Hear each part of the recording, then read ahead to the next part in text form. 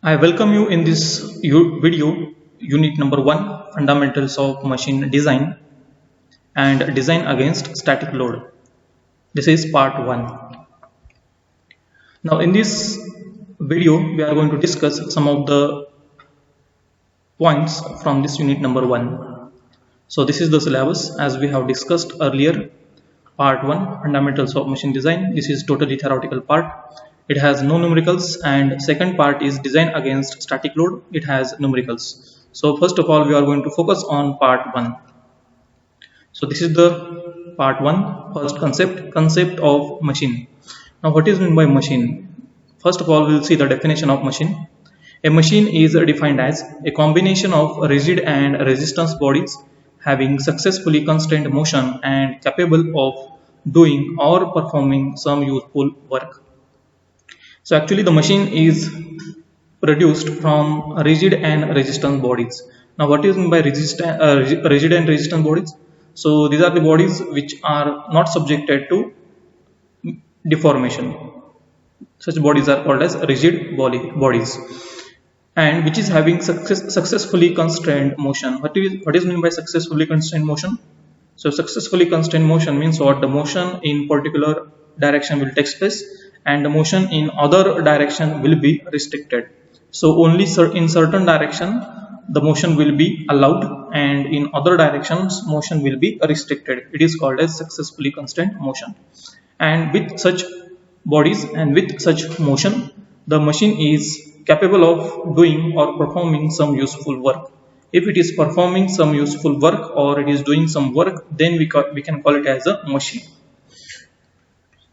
Then the examples of machine. So these examples you know very well: lathe machine, milling machine, drilling machine and grinding machine. All these machines are doing some useful work. That is, lathe machine, milling machine, drilling machine and grinding machine are used for various types of machining operations. So we can call it as a machine. Next is machine design. Now first of all, we'll see the definition of machine design.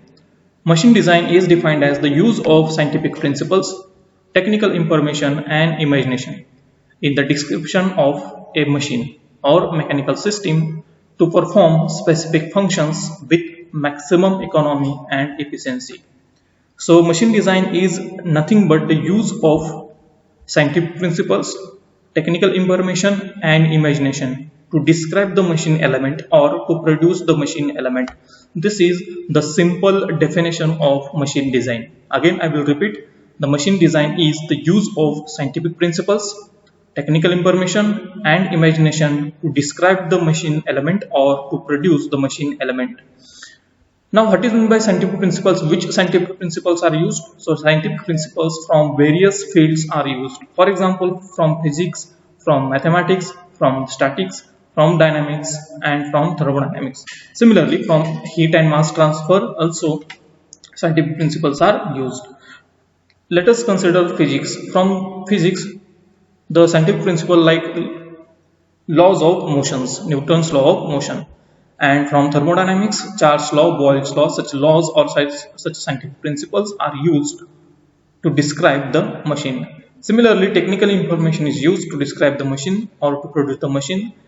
Technical information includes the knowledge of basic elements of machine like gears, bearings, couplings, etc. So such use of technical information is done to describe the machine. Similarly, imagination is used to describe the machine or to produce the machine element. Now what is the use of imagination? We can understand the scientific principles are required in order to design or to produce the machine. Technical information, that is knowledge of basic elements, is required in order to produce the machine. But what is the use of imagination while producing or while describing the machine element? Its use is to decide the combination of machine elements. I would like to give the one example. Suppose one gearbox is to be produced. Okay, so gearbox includes certain mechanical elements like gears, then shafts, keys, bearings. Now, if you imagine by imagination, what you have to do? Just you have to imagine that how one component is assembled with other, that is where the bearing needs to be placed, where key needs to be placed, where gear needs to be mounted. Okay, so like this arrangement is imagined by imagination, it is decided by imagination, so that no directly parts needs to be handled. Okay, in order to decide the combination of all these bodies, not necessary to directly bring the shaft, directly bring the gear, directly bring the key, and directly physically connect these parts to see that how that gearbox will look like. Okay, so it is not necessary. By imagination also we can find out the combination of various machine element and relative assembly of each and every part in machine we can imagine. So this is the use of scientific principle, technical information and imagination in order to produce the machine element. So this is the definition of machine design. Now next part is a basic procedure of machine design. Now this part is very important from examination point of view. So these are the steps: market survey, define specifications of product, study alternative mechanisms for product and select proper mechanism, prepare general layout of configuration, and select joining methods between individual components of product. Next step is design individual components, and the last step is prepare assembly and detailed drawings and modify drawings after testing prototype model. So these are the steps. These are the steps in machine design. These steps are nothing but the basic procedure of machine design. So we'll discuss one by one. So first is market survey. Now we are talking about the procedure of machine design. That means before designing of machine, before producing any product, before producing any machine, through which steps that machine goes. So these are the steps through which one machine or one product goes, right from the market survey to the preparation of prototype, testing and finalization of drawings. So these are the steps that through which one machine or one product goes. So this is the first step, market survey. Now it is carried out to find out specific requirement of peoples about the certain product. Now why market survey is required to carry out? It is carried out to find out the specific requirement of peoples about the certain product. For example, suppose one bike manufacturer wants to manufacture a new bike. He wants to bring new bike into market. Before bringing new bike into market by manufacturing, he will not go directly for the manufacturing of new bike. He will first conduct the market survey. He will conduct first market survey, and through this market survey he will try to find out the requirement of peoples about the bike, like less weight, compact size, high power, improved fuel economy and cost. So when this bike manufacturer will conduct one survey in the society, the peoples from society will give the feedback like, we want bike with less weight, we want bike with compact size or large size, we want bike with high power or medium power or low power, we want bike with improved fuel economy. Now obviously this economy point, fuel economy point is always needs to be, everyone wants improved, nobody wants less fuel economy. Cost, everyone wants less cost. So people gives their requirement about the bike, and then bike manufacturer collect all the feedback from these peoples, and he will decide. Now that is, the feedback of peoples will be used by bike manufacturer to decide the specification of new bike that he is going to manufacture. So for this purpose, the market survey is always carried out to find out what existing product have the features and what features we should add to new bike, so that the competition, they can survive in the competition. If the market survey is not carried out, then it is very difficult that new product that manufacturer has produced that will survive in the market, because always every manufacturer tries to provide some unique features, some unique specifications to the new product, so that customer attracts to that product and they purchase that product. So it is, from that point of view, it is important. Now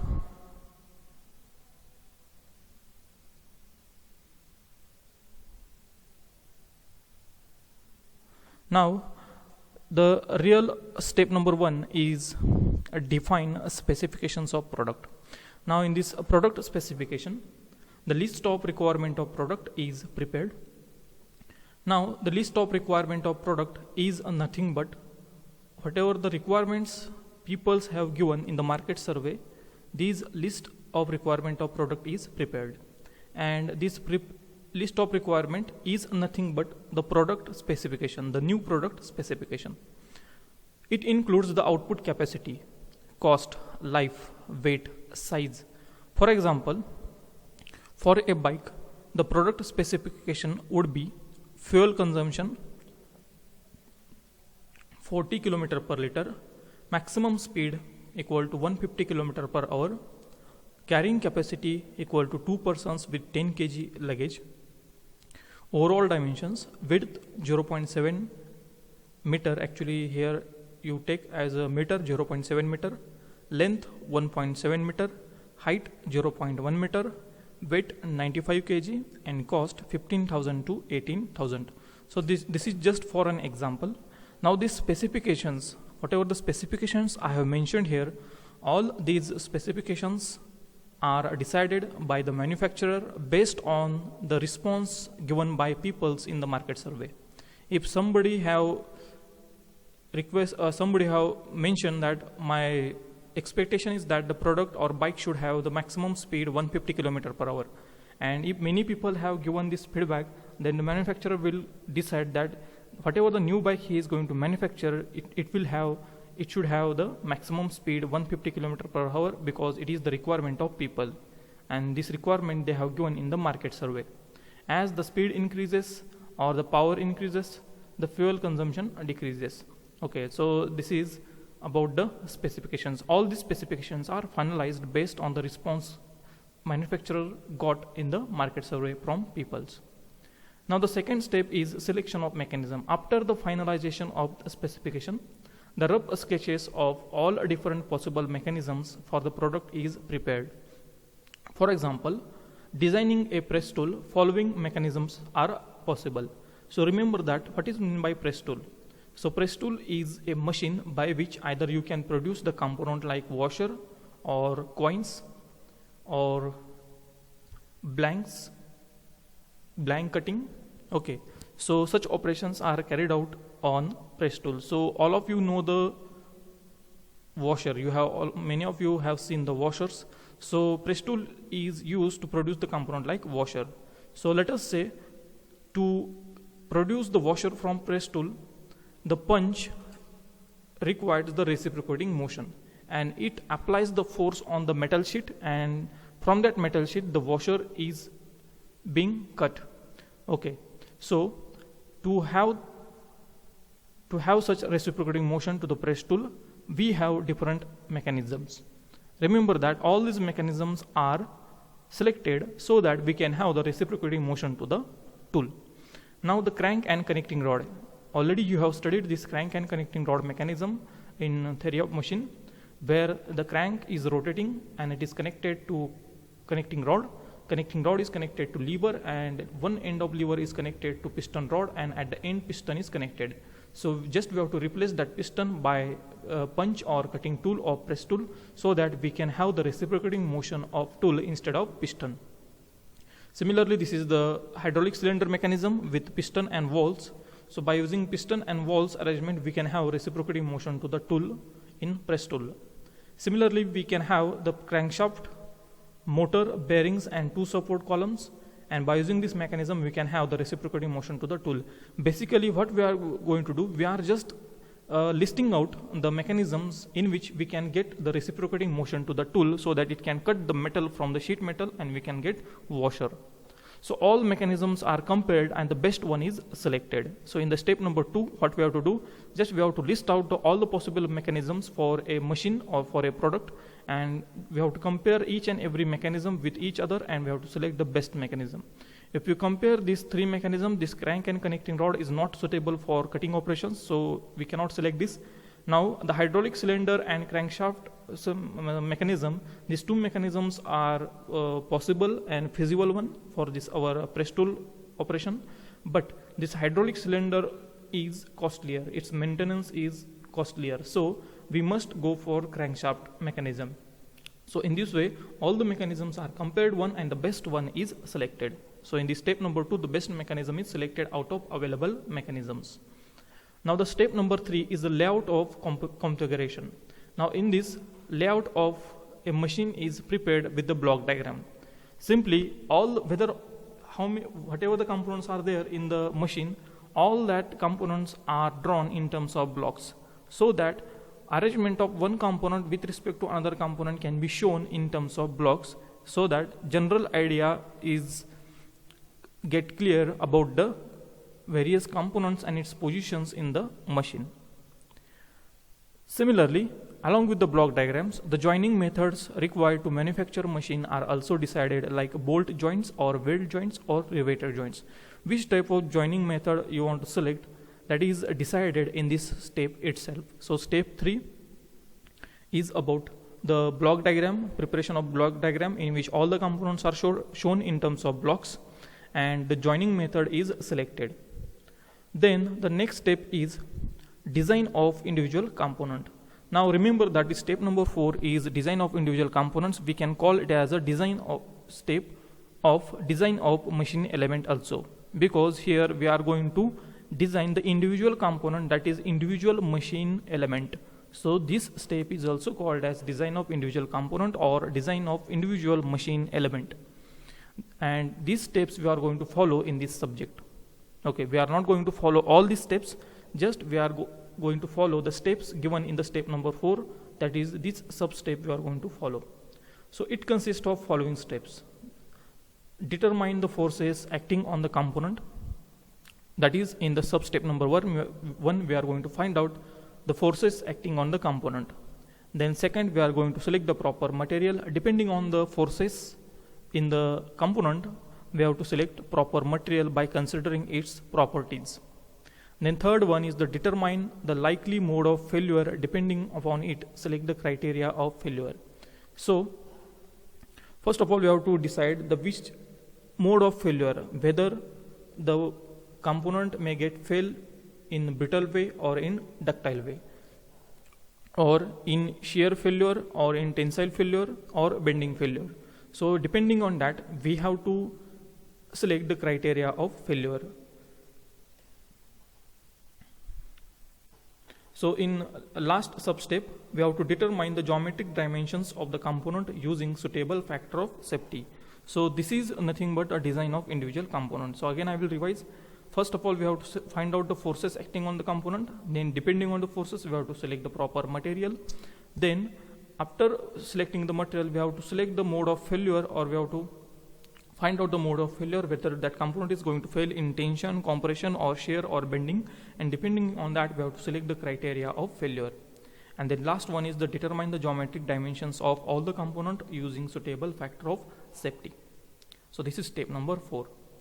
Now the last step is remaining, that is preparation of drawing. Now in this preparation of drawing, assembly and detailed drawings are prepared.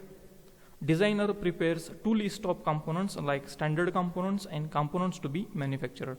Now this list making is very important. Now why list is prepared, two different lists are prepared, because some components are available in the market in standard way. For example, bearings. Nobody manufactures the bearing because already the bearings with different specification, different in size, are available in the market for different types of loading conditions. So that bearing can be considered as a standard component. And some components are there that are not available in the standard form in the market, so that needs to be manufactured. So these two different lists are prepared, that is which component needs to be purchased in the direct standard form and which components needs to be manufactured in the company. So this list is very important. And at the end, the prototype is prepared and tested before finalizing the drawing. So remember that after assembly and drawing preparation, lists are prepared and simply one prototype is prepared and it is tested. If prototype gives sufficient good results, then only this drawing is finalized. Otherwise, if this prototype fails,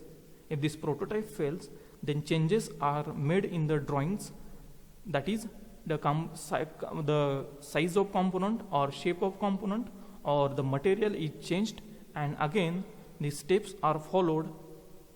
Again these steps are followed from the mechanism itself, that is step 3. From step 3 the steps are repeated so that the prototype gives sufficient good results. Okay, so this is about the basic procedure of machine design. Again I will revise this basic procedure of machine design. In the market survey, the market survey is carried out to find out the requirement of peoples about the product. Depending on that requirement, the product specifications are finalized by the manufacturer, and after finalizing the specifications, different possible mechanisms are listed out which are possible for that product or machine, and best mechanism is selected in the step number 3. Then in the 4th step, the general layout of configuration is prepared, that is block diagram of all the machine component is prepared so that one can understand the position of one component with respect to other components. And then the joining methods are also selected in this step, that is which joining method you want to select, whether it is weld joint or bolt joint or rivet joint, and based on that the as per the requirement or functionality the proper joining method is selected. And then in the next step, individual component is design. Individual component, that is individual machine element is designed right from its material selection to the finding out the dimensions. All these steps are carried out in the design of individual component or design of individual machine elements. And in the last part, assembly and detailed drawing is prepared, prototype is prepared. If the prototype succeed to give the performance, then this design is finalized, assembly detailed drawings are finalized. If prototype fails to give the sufficient good results, then mechanism is changed, and then all these steps get changed. A designer goes through all these change steps so that the prototype, until the prototype gives good results. So this is about the basic procedure of machine design. So thanks for watching this video. If you have any doubt related to this video about this article, you can mention in the comment section.